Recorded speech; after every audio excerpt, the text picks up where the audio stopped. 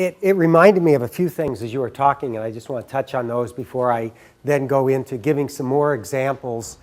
Because I've been teaching some of these COIL-like courses for the last few years. There's 7 different courses that I've either taught or will be teaching this year. And they cover a whole range of topics. And I was talking with, where's Mimi from UW? Oh, there you are. So Mimi is in nursing and was thinking about, well, what could I do there? And just seeing this list, really the topic or the theme can be just about anything. I was going to say virtually anything, but it can be just about anything.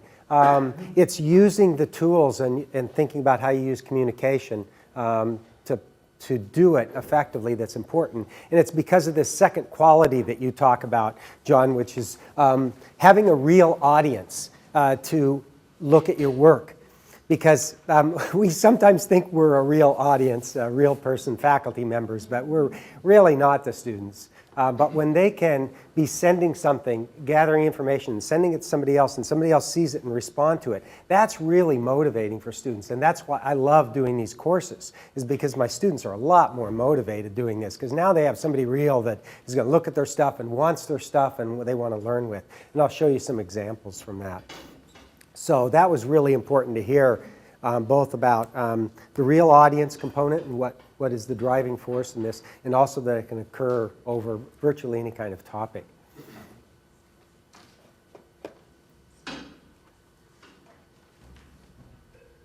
So the other thing that was interesting about that was seeing the response from the Belarus students and the students here in the US. And I did a course here last winter. And it was called Social Movements and Global Change. And they were connecting with students in India. And they were getting to know each other initially. And we use Facebook a lot, and I'll show you some examples of how we use closed Facebook groups. And one of the students was just doing an introductory thing, and they were doing an instant chat on Facebook, and she just said, "How are you?" And what she got back was the guy started talking about, well, how life is all about impermanence. And and he goes into this big soliloquy about it. And she's like, oh my gosh, I had no idea life was so big. Well, these guys are, it's in India and they're Buddhists. And this is what they think about during the day for many of them. And so it's just the cultural shock is big sometimes, but really stimulating to students because they think, how could you be thinking that? I just want to know, how's your day, man? So this is a framework I use for thinking about how we interact. I call it the pyramid of interaction. And for most of the work in universities and in K-12, I worked with K-12 doing this for several years, is we're studying about other cultures. And we'll do all kinds of reading materials and bring stuff in. And sometimes we might even bring an expert in. And more recently, in the last few years, we might bring an expert in, have them talk to us from Skype. But they may know about an environmental topic. But that's really not what we're talking about with these courses. It's really from here on up. And I want to delineate these a little bit. It's a little bit more of a continuum than a block. But I want to give some examples about how we're having students interact with each other. And in most of the courses that I do, we're doing some combination of one or more of these kind of interactions. This first one is about sharing. And so this is a class in which they were studying environmental issues. And this is actually a video clip of their Facebook page. And they're showing one of the students in the US posted this picture of your footprint, and showing a seagull, a dog, a horse, and then man. The kind of footprint he leaves. So they're like sharing information back and forth. And again, what happens with this is they're really interested in going and doing the research on this stuff because they've got a real audience to share it with. And they started then talking about, well, how do students make change in their own country? So Nima in India posted this video.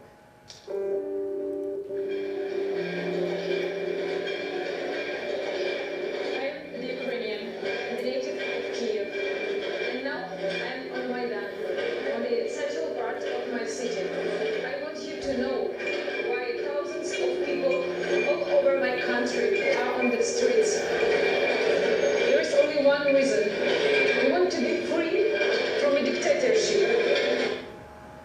So some of the stuff's really heavy that you see people start sharing back and forth.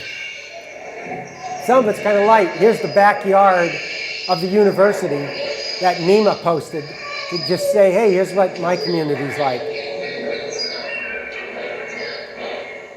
So monkeys in his backyard. So the students, what I find is, we really like students to do homework. Well, they're staying up late at night, like posting stuff back and forth and learning about each other's lives and sharing information.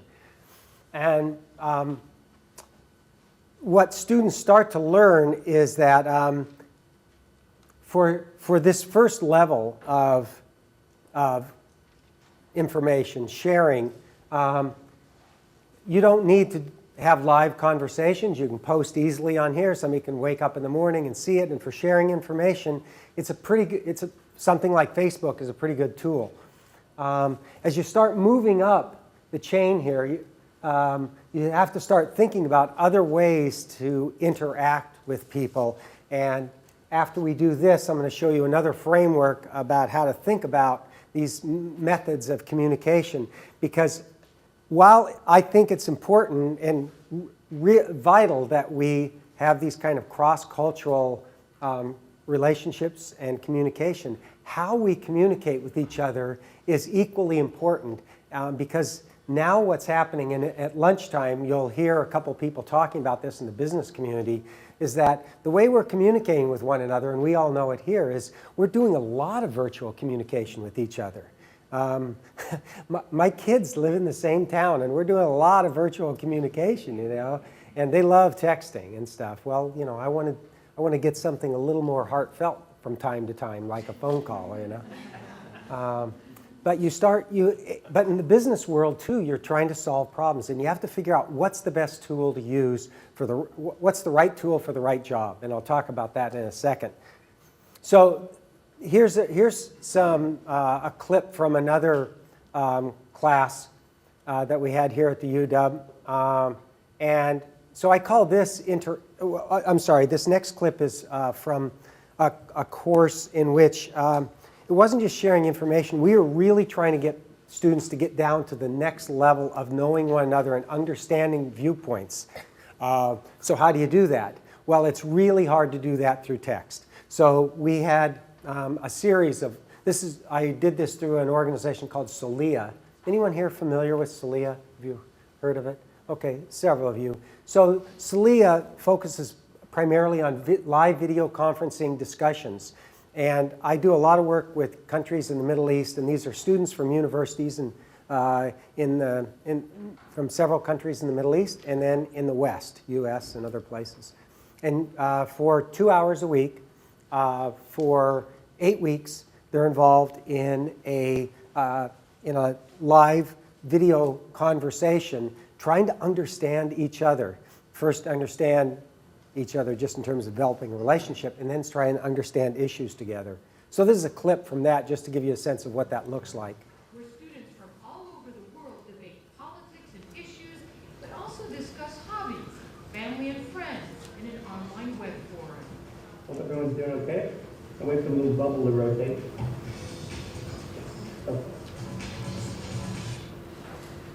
Now you saw a quick clip of that, and you see everyone's picture. Google Hangout, is the same thing. So use a free tool like that. Get a small team of people and have a conversation. And live video conferencing is so good because it's an opportunity to get to involve more than one of your senses, right? And the more senses we get involved, the better our communication is going to be. And as you start getting into more complex conversations, you need that other information. So the next level is along the lines of what John was talking about, where you co-produce something together. And so this takes teamwork. And some of the classes, what we'll do is we'll divide up the class into these small global teams. And you'll have 3 or 4 people here with 3 or 4 people in Egypt, for example, is one of the universities I work with, Future University. And so in your course, you'll have several of these teams, and they have to co-produce something. We also co-produce videos together, and they have to figure out how do we do that. And here's here's a way I'm going to show you of how the class here, they were to do some co-production, but they had to talk with each other. So here's the way that they did that. And then we'll show like a video clip or a picture. And then after all of us do that, we have created the image of what we want to show people on social media to stop poverty. And so Cameron made this image. So we created kind of a like, it says stop poverty, a little logo. And so we're gonna use that logo to educate people and create awareness of poverty. So when people see like a globe with a red hand, that means stop poverty. And so for the third part of the clip, we're going to show us posting on like Twitter, Facebook, Instagram, and Tumblr. And those are the like most popular 4 things that people use here. And so we're going to film us like actually tweeting like stop poverty, here's the picture. So this is the way that they figured out. They went into Facebook, they did a live video chat with their partner in India. This is sort of a recording of that chat that they're having about figuring out how do we put this thing together. So that's a hard conversation to just text back and forth to try and figure this out. And so here they can show it. It's very simple technology. It's easy to do. It's very engaging. All the students are involved, and they're doing it as a team. The 4 students here and then the 4 in India. The other thing that's interesting, I think, about this course, and I'm just going to back this up for a second, is stop poverty, here's the picture. So we often think we're learning about another culture, oftentimes when we're making these connections. But in fact, what happens is you end up learning as much about yourself and your own culture as you do about who you're connecting with. And that's the big surprise that you find time and again, because you get asked questions about yourself and about your own culture that you have to reflect on. So that's one really cool thing that happens, and you have to figure out, well, you know, geez, how are we similar or different in how we think about stuff? And then the other thing that's interesting that I really loved is that you have such diversity in your own classrooms oftentimes. These were 4 students. Let's see, she was from East Africa. One of the students, she was from Iran, she was from Thailand, she was from the Philippines. That just happened to be their class, and they're dealing with India. And so as they got into some topics like dowries, a lot of the students in the class didn't know what dowries were. The Indian students were telling them about this. And so a couple of these students, she was an expert on it because she said, oh yeah, I know what dowries are. She was telling our class because the other students said, because you know, my mom was in that situation and let me tell you about it. And so she becomes the expert in the class. So that's another cool dynamic that can happen with students who may not originally be from this country, but they become experts in this kind of a setting.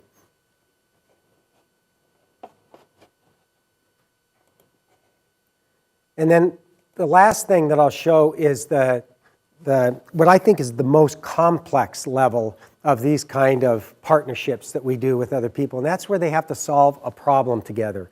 And we usually do this sort of like some of you that do project-based learning models where you have a driving question and the students have to figure it out, figure the answer out together and team up to do it. In this case, this video I'm going to show you that I produced with the students to demonstrate what students learned and the powerful learning that goes on in this. Okay, thank you. The powerful learning that goes on with this is that they worked with an NGO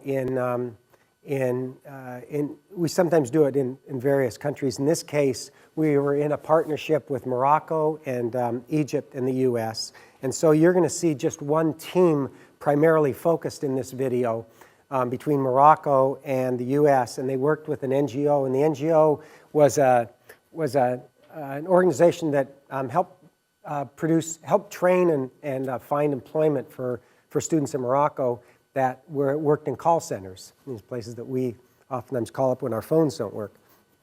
They're great jobs, so you actually pretty good money in Morocco, and they were training people in these 3-month training classes in person. They figured, man, we need to have more jobs than this. We need to do it online. Could we train people online? And could we get students to go online and learn the course? So they needed a strategy to market, to first get the audience and go online and take the training. And they said, could you develop a media strategy for us? We don't know how to reach students. Well, these are university students, they're prime. They said, okay, we'll figure it out. So that was the problem, and they were to use the US and the Moroccan students to come up with that media strategy. This is a course called Social Media and Global Change.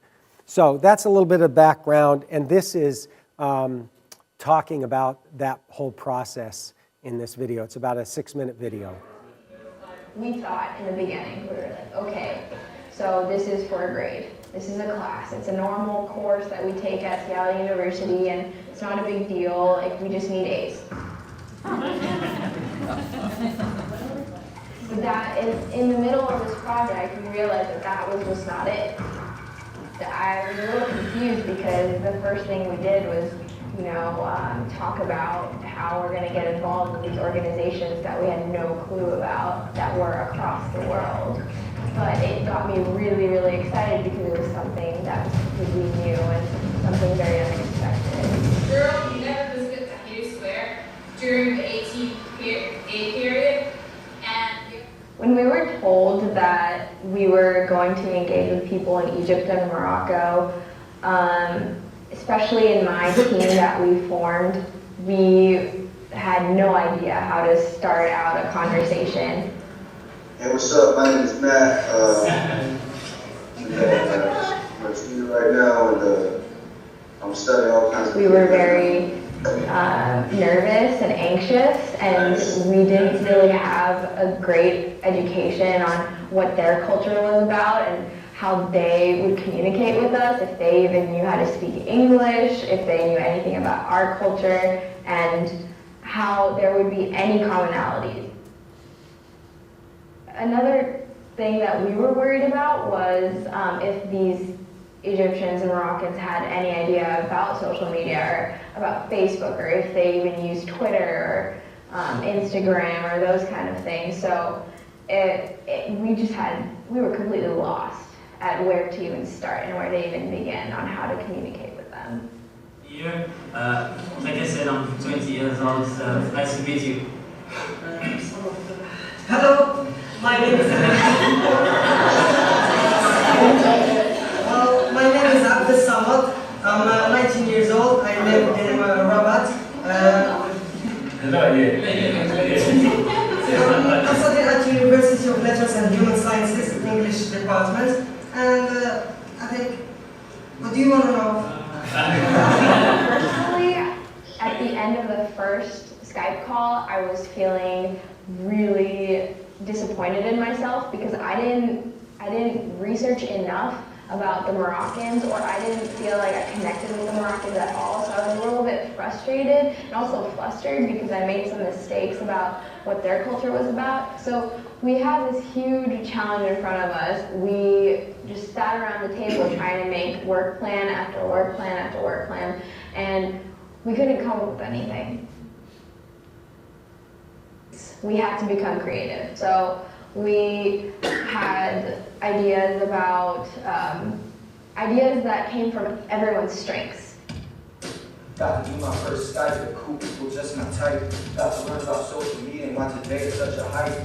I hope our message was easily understood. We put all y'all if I could. Just do what we say and should be a word success for social media, for social good. We decided that Jessica and Justin, they're strategic communication majors. So they could come up with a press release, they could come up with flyers and handouts, and this would create a marketing media kit. Is an advertisement that Najib created for the ICT marketing campaign. Have you ever thought about working in a call center, but didn't know what to do? Are you working in a call center and have difficulties doing the job? Have you ever thought about taking some classes, but couldn't afford that? Well, look no further.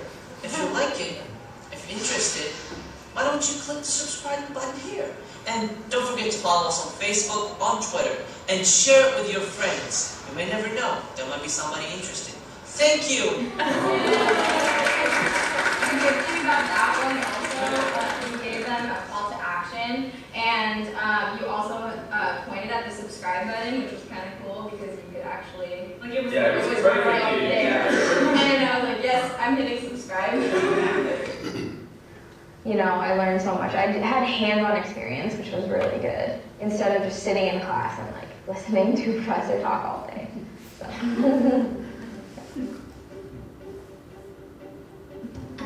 For me, I really want to help continue having these conversations with the Moroccans, and I really want to have more conversation with people around the world. And I think I wouldn't have realized this until I've taken this class, because it really inspired me to step forward and step out of my box.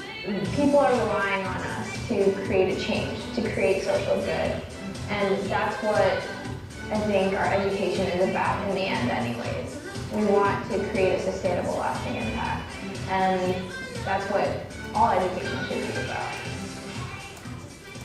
Through you guys, students of UWB University, we had the ability to explore the other shore. We can proudly say, now as Morocco, Iraq, and Muslim, yet we know the others. Thank you.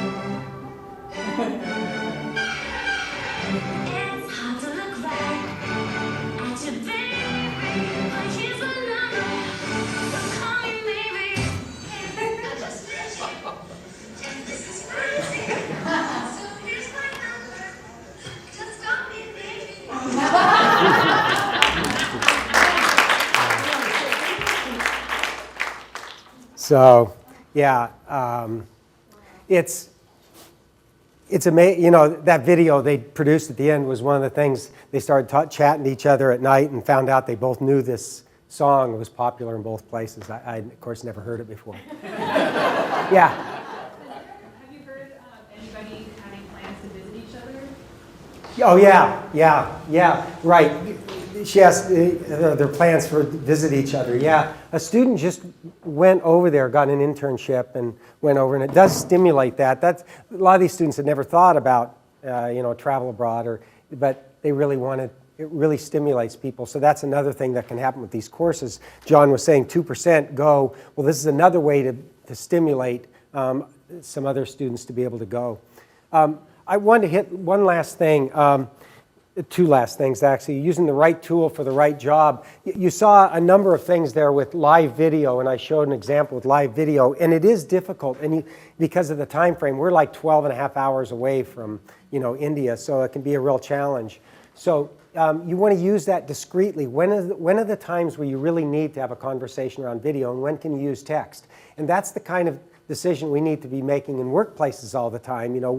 What do you use? And not just use the hammer all the time, which is usually text, or email, because it isn't the best thing for a lot of the kind of conversations you want to have. So you have to keep thinking, sitting around face to face is already great, or going over there and meeting them around is best, but the next best thing I think is live video conferencing.